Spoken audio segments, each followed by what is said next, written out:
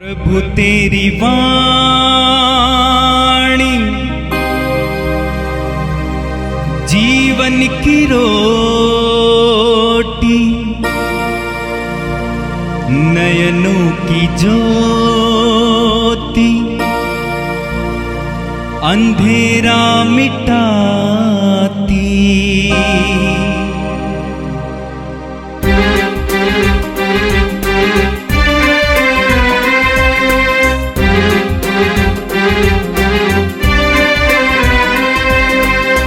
प्रभु तेरी वाणी जीवन की रोटी, नयनों की ज्योति, अंधेरा मिटाती। प्रभु तेरी वाणी जीवन की रोटी, नयनों की ज्योति, अंधेरा मिटाती। वाणी वाणी वाणी वाणी वाणी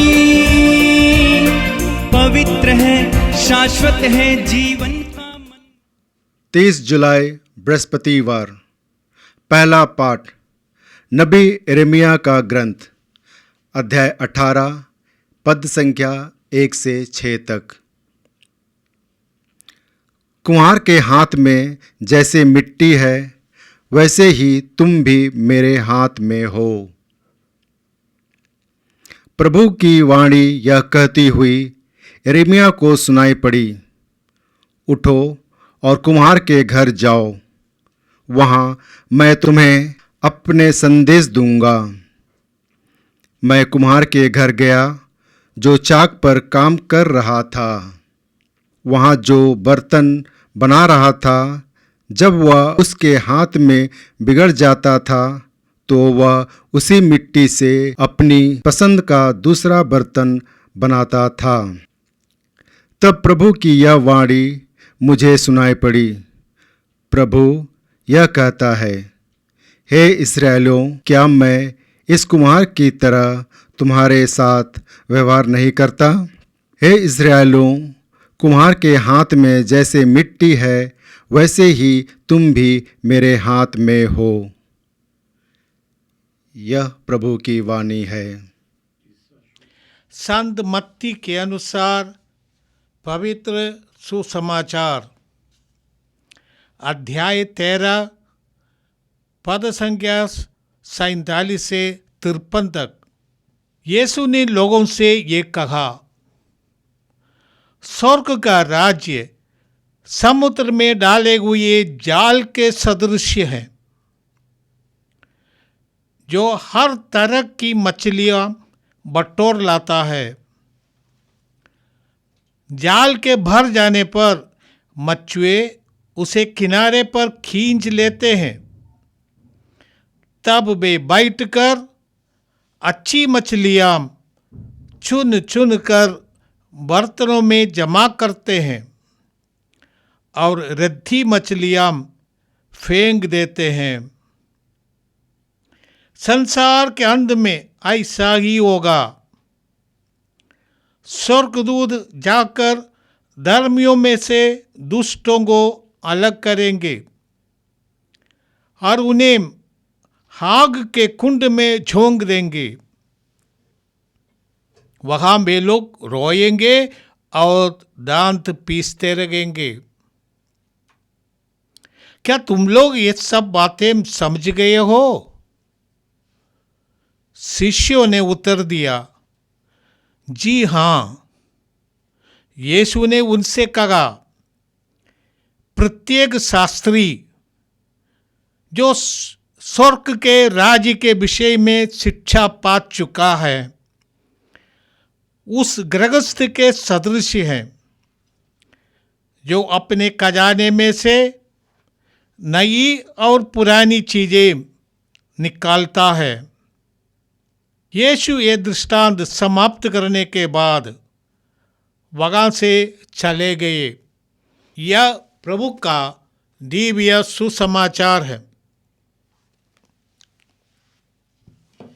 प्यारे भाई और बहनों, आज का प्रथम पाठ यिर्मयाह के ग्रंथ से हमने सुना है। उसमें प्रभु की वाणी ये कहते हुए यिर्मयाह को सुनाई पड़ी, ईश्वर के वाणी यिर्मयाह से कहा, उठो और तुम कुम्हार के घर चले जाओ। यिर्मयाह बहुत उदास हो गया था, क्योंकि ये शिक्षा वे सुना रहे हैं, कोई सुनने के लिए तैयार नहीं। यिर्मयाह लोगों को ईश्वर की ओर मोड़ने का आह्वान करते थे, परंतु लोग झूठे नबियों के पीछे जाते थे, जो उनके अहंकार को बढ़ावा देता था। इसलिए यिर्मयाह बहुत उदास हो गए थे। तब ईश्वर की वाणी उन्हें सुनाई पड़ी, जाओ मैं तुम्हें दिखाऊंगा, तुम जाओ कुम्हार के घर जाओ। वहां पर कुम्हार चाक पर काम कर रहा था, बर्तन बना रहा था, और यिर्मयाह ने देखा कि कुम्हार जब अपने हाथ से जो बर्तन बना रहा है, जो बिगड़ जाता है, तो उसको तोड़ देता है और मिट्टी से मिला देता है, और इसके बाद दूसरी बार नया बर्तन बनाने की कोशिश करते हैं। इसके द्वारा ईश्वर यिर्मयाह को बताता है कि ईश्वर ही एक कुम्हार है, ईश्वर ही एक कुम्हार है। ईश्वर जो जिसे हम ईश्वर मानते हैं वो हमारा पिता है। जैसे यशायाह नबी ने कहा था, अध्याय 64 पद संख्या 7 में, तो भी प्रभु तू हमारे पिता है, हम मिट्टी हैं और तू कुम्हार है, तुमने हम सबों को बनाया है। सारी सृष्टि का सृष्टिकर्ता ईश्वर हम लोगों का पिता है। हाँ, और इसलिए हमें उन पर श्रद्धा रखना है, उन पर निर्भर रखना है। पौलुस फिलिपियों के नाम पत्र में लिखते हैं, अध्याय 1 पद संख्या 6 में लिखते हैं, जिसने आप लोगों में ये शुभ कार्य प्रारंभ किया है, वह उसे यीशु मसीह के आगमन के दिन तक पूर्णता तक पहुंचा देंगे। जो कुछ शुभ कार्य ईश्वर हमारे जीवन में शुरू किया है, वो हमारे अंत तक को पूरा करेंगे। ईश्वर चाहता है सब लोग ईश्वर को जाने और अनंत जीवन के सौभागी बने, ईश्वरीय जीवन का सौभागी बने। यही ईश्वर की योजना है, और इस योजना के अनुसार हमें आगे बढ़ाना ईश्वर चाहते हैं। ईश्वर क्षमाशील है। हर व्यक्ति के जीवन में हम जल्दीबाजी करना चाहते हैं, परंतु ईश्वर अपना समय लेता है, हर व्यक्ति को समय के अनुसार मोड़ देता है। हम जानते हैं कि इब्राहिम को किस तरह ईश्वर ने मोड़ा, यूसुफ को मोड़ा, दाऊद को मोड़ा, मूसा को मोड़ा, और यहाँ तक पौलुस को मोड़ा। हर एक व्यक्ति को ईश्वर मोड़ देता है। हर व्यक्ति के इतिहास हम देखते हैं, ईश्वर का हाथ, ईश्वर का छाप उसमें है, क्योंकि ईश्वर ही सबों का मालिक है। और कुम्हार का अधिकार है कि मिट्टी से वो क्या बर्तन बनाएंगे। जैसे रोमी को नाम पौलुस का पत्र अध्याय 9 पद संख्या 21 में पौलुस लिखते हैं, क्या कुम्हार को ये अधिकार नहीं कि वो मिट्टी के एक ही लोदे से एक पात्र ऊंचे प्रयोजन के लिए बनाए और दूसरा पात्र साधारण प्रयोजन के लिए, पूजा अर्चन के लिए एक बर्तन बनाए, वो मंदिर में प्रभु की सेवा में लगा सकता है, और उसी मिट्टी से दूसरा एक बर्तन बनाकर ये शौचालय में प्रयोग कर सकता है। एक कुम्हार की इच्छा के अनुसार बनाया जाता है, परंतु हर एक के लिए एक एक लक्ष्य है सृष्टिकर्ता का। इसलिए हमें उनके साथ सहयोग देना कि हमारी भलाई के लिए ही हमारे जीवन को ईश्वर मोड़ देता है, कि हम मिट्टी के जैसे हैं, हम मिट्टी है। इंसान मिट्टी से बनाया गया है, जैसे हम उत्पत्ति ग्रंथ में पढ़ते हैं, प्रभु ने धरती की मिट्टी से मनुष्य को गढ़ा और उसमें उसके नथनों में अपने प्राण वायु फूंक दिया और मनुष्य एक जीवंत व्यक्ति बना। हमारा जीवन एक प्रकार का वो बील का जैसा है, चक्र का जैसा है, वो पहिया का जैसा है। जो कुम्हार का पहिया, उसको कुम्हार तेजी से घुमाते हैं। जितना तेजी से वो घुमाएगा उसके अनुसार वो अपने हाथ से मिट्टी को दबा देता है और ये चक्र, ये पहिया की स्पीड, तीव्रता और कुम्हार के हाथ का दबाव, इसके अनुसार मिट्टी का रूपांतरण हो जाता है। इसी तरह हम लोगों का भी जीवन, ये जीवन, ये चक्र, ये पहिया ईश्वर का दिया हुआ है। हमारा जीवन ईश्वर के साथ सहयोग देने से बदलता है और ये पहिया केंद्र बिंदु, ये एक स्थायी खंबे पर खड़ा है, उसका फिक्स है और खंबा है हमारे लिए प्रभु यीशु। यीशु ही आधारशिला है। हम विश्वासियों के लिए यीशु आधारशिला है। हम कह सकते हैं हर एक के लिए ईश्वर ही आधारशिला है। हमारे लिए ईश्वर का चेहरा प्रभु यीशु में दर्शाया गया, इसलिए हम लोग कहेंगे यीशु ही हमारा वो आधारशिला है जिस पर ये पहिया टिकी हुई है। सारी सृष्टि उनमें टिकी हुई है, जैसे पौलुस लिखते हैं। तो जिस तरह ये मिट्टी ईश्वर के हाथ में मुलायम है, ईश्वर के लिए सहयोग दे सकता है, जितना वो ईश्वर के हाथ में समर्पित है उसके अनुसार ईश्वर उसको मोड़ दे सकता है। हमारा जीवन भी ऐसा ही है। हमारा जीवन यीशु पर आधारित जीवन, ईश्वर पर आधारित जीवन, और हमारे जीवन की प्राथमिकता ये नहीं है कि हम लंबी समय तक जीवित रहे, परंतु हम अपने सृष्टिकर्ता का जो प्लान है उस प्लान को पूरा करने में उनका सहयोग दे। इसमें हमारी सफलता है। जितना हम सृष्टिकर्ता के प्लान को पूरा करेंगे उतना ही हमारा जीवन की सफलता होती है।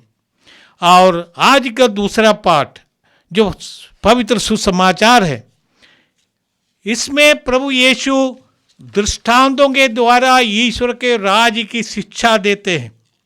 और आज जो पाठ हमने सुना है वो 7वां दृष्टांत है ईश्वर के राज्य के बारे में। और आखिरी दृष्टांत, ये दृष्टांत जाल के बारे में, मछली पकड़ने वाला जाल जो मछुए समुद्र में डाल देते हैं और कई तरह की मछलियां उसमें फंस जाते हैं, अच्छी मछली और रद्दी मछली। प्रभु कहते हैं, इसके द्वारा प्रभु हमसे कहना चाहते हैं हमें क्षमा के द्वारा क्षमाशील बनकर इस संसार में रहना है। संसार में अच्छे बुरे सब लोग होंगे, हमारे जैसा सब लोग होने की कोई ज़रूरत नहीं है। अच्छे बुरे होंगे, जैसे प्रभु ने एक दूसरा दृष्टांत के द्वारा बताया था, जंगली बीज और अच्छी बीज। तो यही जीवन का, हर व्यक्ति का जीवन का एक उदाहरण है। हमारे जीवन में, व्यक्तिगत जीवन में भी अच्छाई के साथ साथ कभी कभी बुराई भी उगते हैं, फलते हैं, और इसको धीरे धीरे समाप्त करना। प्रभु कहते सावधान रहो, आज सदा प्रार्थना करते रहो ताकि हम बुराई से सदा बचे रहे। प्रभु ने जो प्रार्थना सिखाया पिता से, ये पिता हमें बुराई से बचाइए। और बुराई हमारे साथ रहेगा, अंत तक रहेगा शायद, परंतु बुराई पर काबू पाना, उस बुराई को जीत लेना, ये हमारा जीवन का लक्ष्य हो सकता है। हम जानते हैं ये आखिरी दिन तक हमारे साथ रहेंगे। जैसे प्रभु ने दृष्टांत के द्वारा बताया कि आखिरी दिन स्वर्गदूत आकर धर्मियों से दुष्टों को अलग करेंगे और आग के कुंड में झोंक देंगे। वहाँ वे लोग रोएंगे, दांत पीसेंगे। तो दुष्टों को भी इस दुनिया में आखिरी तक जीने का अवसर दिया जाता है। ये नहीं दुष्ट बनकर रहे, उनका जीवन परिवर्तित करके वो नया बन जाए। यही है, अच्छे बुराई दोनों में हो सकता है। जैसे हम धर्म ग्रंथ में पढ़ते हैं, लूकस का सुसमाचार अध्याय 14 पद संख्या 21 में, एक राजा बड़ा भोज देना चाहता था, विवाह का भोज, अपने बेटे का विवाह, और लोगों को निमंत्रण करने के लिए भेजा। सब लोग आया नहीं। इसे राजा ने कहा जाओ, सड़कों पर जाओ, सीकरी नगर के बाजार में और गलियों में जाओ, और कंगालों, लूनों, मंदों, लंगड़ों को जगह बुला लाओ। सबको निमंत्रण है। ईश्वर के राज में बुरे भले सब निमंत्रित है। ये नहीं कि बुरे लोग बुरे बनकर रहे। बुरे लोगों को अपने जीवन परिवर्तित करने का ये अवसर है। प्रभु यीशु ने यही कहा था। मार्क का सुसमाचार अध्याय 2 पद संख्या 17 में प्रभु लिखते हैं, निरोगियों को नहीं रोगियों को वैद्य की जरूरत है। मैं धर्मियों को नहीं पापियों को बुलाने आया हूं। तो पापी अपना पाप का रास्ता छोड़ दे और नया बन जाए, क्योंकि सबों के सामने प्रभु यीशु ने कहा, तुम सबसे पहले ईश्वर के राज्य और उसकी धार्मिकता की खोज करो, तब तुम्हें सब कुछ दिया जाएगा। मत्ती का सुसमाचार अध्याय 6 पद संख्या 33 में पढ़ते हैं। वो इस जीवन में, इस संसार में हमारा एकमात्र लक्ष्य है ईश्वर के राज की खोज करना। वो ईश्वर की इच्छा पूरी करके हम उसकी खोज करते रहते हैं। अब प्रभु कहते हैं, पूर्व तथा पश्चिम से और उत्तर तथा दक्षिण से लोग आएंगे और ईश्वर के राज में, भोज में सम्मिलित हो जाएंगे। लूकस का सुसमाचार अध्याय 13 पद संख्या 29 में प्रभु कहते हैं, सब लोगों को प्रभु बुलाते हैं, सब धर्म से लोगों को बुलाते हैं, सब जाति से बुलाते हैं, सब राष्ट्रों से बुलाते हैं, पूर्व से, पश्चिम से, उत्तर से, दक्षिण से, सभी लोगों को बुलाते हैं। सब लोग ईश्वर के राज्य के योग्य पाए जाए, यही कामना है। इस बात को प्रभु आज के सुसमाचार में बताते हैं। मत्ती का सुसमाचार अध्याय 13 पद संख्या 52 में प्रभु कहते हैं, प्रत्येक शास्त्री जो स्वर्ग के राज्य के विषय में शिक्षा पा चुका है, उस गृहस्थ के सदृश है जो अपने खजाने में से नई और पुरानी चीजें निकालता है। यही कला है, यही धार्मिकता है। जो आध्यात्मिकता को जानता है वो लोग धीरे अपने जीवन में परिवर्तन लाता है। ये नहीं पुराने को पूरा तोड़ दे, ये नहीं, परंतु पुराने को समय के अनुसार परिवर्तित कर देना पड़ता है। हमें हर चीज में समय के अनुसार परिवर्तित हो जाना। आध्यात्मिकता में भी ये परिवर्तन की जरूरत है, धार्मिकता में भी ये परिवर्तन की जरूरत है। नहीं तो हम केवल निर्जीव वस्तु जैसा बन जाएगा।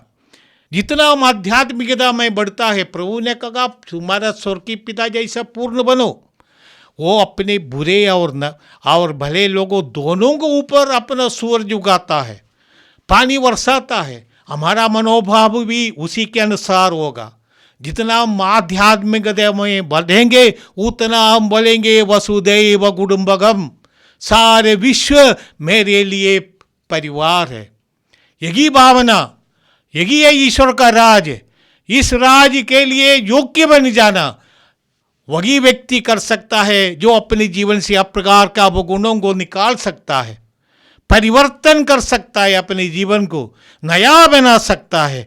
प्रभु यीशु हमारे लिए मार्गदर्शन देता है कि परिवर्तित हो जाओ, नया बन जाओ। और यही है ये आज का सुसमाचार का ये संदेश की, यही आज का दोनों पाठों का यही संदेश है। वो मिट्टी जो कुम्हार के हाथ में है, कुम्हार उसको परिवर्तित कर सकता है और अच्छे बर्तन बना सकते हैं, और सत्कार्य के लिए उपयोग करने वाला, मकान कार्य के लिए उपयोग करने वाला बर्तन बना सकते हैं। हमारे कि इसके लिए कोशिश करें कि हम ईश्वर के हाथ में वो मिट्टी के जैसे बने, ईश्वर हमें अपने कार्य में उपयोग करे और दुनिया में परिवर्तन लाए। नई दुनिया, एक नई सृष्टि, नया आकाश, इसका निर्माण ईश्वर करेंगे, क्योंकि वो हमारा सबों का पिता है। आइए हम प्रार्थना करें। ये सर्वशक्तिमान पिता, ये हमारे स्वर्गीय पिता, तू हमें अनंत काल से प्रेम करते आए हैं। तेरी मेरे लिए और हर एक व्यक्ति के लिए तेरी अपनी योजना है, हर एक के लिए प्रत्येक योजना। इस योजना में हम सहयोग दे सके, हम परिवर्तित हो जाए, तेरे पुत्र और पुत्रियां बनने के योग्य बन जाए। हर प्रकार की बुराई की शक्तियां हमारे जीवन से दूर कर और हमें अपने पुत्र यीशु के जैसे बना दे। हम यीशु के जैसे हम भी परिवर्तित हो जाए, पिता की इच्छा पूरी करने में हम पूरी तरह सहयोग दे सके। ये प्रार्थना हम करते हैं हमारे प्रभु क्रिस्त के द्वारा, आमीन। तेरी वाणी जीवन की रोटी, नयनों की ज्योति, अंधेरा मिटाती। वाणी वाणी वाणी वाणी वाणी पवित्र है, शाश्वत है, जी